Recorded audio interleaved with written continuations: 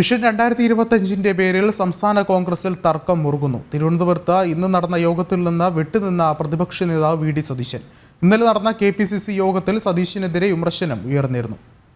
തിരുവനന്തപുരത്ത് നിന്നും അഖിൽ പാലോട്ടുമടം ചേർന്നുണ്ട്. അഖിൽ, എന്താണ് ഏറ്റവും പുതിയ വിവരങ്ങൾ?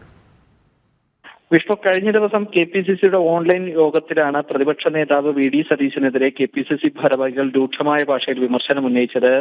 പ്രതിപക്ഷ നേതാവിന്റെ പേഴ്സണൽ സ്റ്റാഫ് തന്നെ ഒരു വാട്സാപ്പ് ഗ്രൂപ്പ് തുടങ്ങി സമാന്തരമായ സംഘടനാ പ്രവർത്തനം നടത്തുന്നു എന്നതടക്കമുള്ള വിമർശനമാണ് പ്രതിപക്ഷ നേതാവിനെതിരെ ഭാരവാഹികൾ ഉന്നയിച്ചത്. മറ്റൊരു ആരോപണം എന്ന് പറയുന്നത് തന്നെ പ്രതിപക്ഷ നേതാവ് സമാന്തരമായി ജില്ലകളിൽ കേന്ദ്രീകരിച്ച് പ്രവർത്തിക്കുന്നു. അവിടെ തദ്ദേശ സ്വയംഭരണ സ്ഥാപനങ്ങളിലൊക്കെ തന്നെ നടക്കുന്ന തെരഞ്ഞെടുപ്പുമായി ബന്ധപ്പെട്ട് അതിൽ നിലവിലെ സ്ഥാനാർത്ഥി ചുമതല ഉണ്ടായിരുന്നവരെ മാറ്റി പുതിയ ആൾക്കാരെ ചുമതല നൽകുന്നതുമൊക്കെ ആയുള്ള ചില കാര്യങ്ങളാണ് പ്രതിനിധികൾ അല്ലെങ്കിൽ ഭാരവാഹികളൊക്കെ തന്നെ വിമർശനമായി ഉന്നയിച്ചത്. അതിന്റെ ഭാഗമായി കഴിഞ്ഞ ദിവസം ഉണ്ടായിരുന്ന വയനാട്ടിലെ സംസ്ഥാനതല ചിൽഡ്രൻ ബയോടെക്കിന്റെ കാര്യങ്ങൾ വിശദീകരിക്കാൻ ജില്ലയിൽ ചേർന്ന ക്യാമ്പിന്റെ ഭാഗമായിട്ടാണ് ഇന്ന് ചേർന്ന തിരുവനന്തപുരത്ത് ചേർന്ന യോഗത്തിൽ നിന്നും പ്രതിപക്ഷ നേതാവ് വി ഡി സതീശൻ വിട്ടുനിന്നത്. അതിൽ വി ഡി സതീശൻ, അതുപോലെ തന്നെ AICC അംഗമായിട്ടുള്ള കൊടിക്കുന്നിൽ സുരേഷ്, MM ഹസൻ എന്നിവരെയായിരുന്നു തിരുവനന്തപുരത്ത് റിപ്പോർട്ട് ചെയ്യുന്നതിലേക്ക് വേണ്ടി നിശ്ചയിച്ചിരുന്നത്. അവരിൽ MM ഹസനും കൊടിക്കുന്നിൽ സുരേഷും മാത്രമാണ് തിരുവനന്തപുരത്ത് ഇന്ന് ചേർന്ന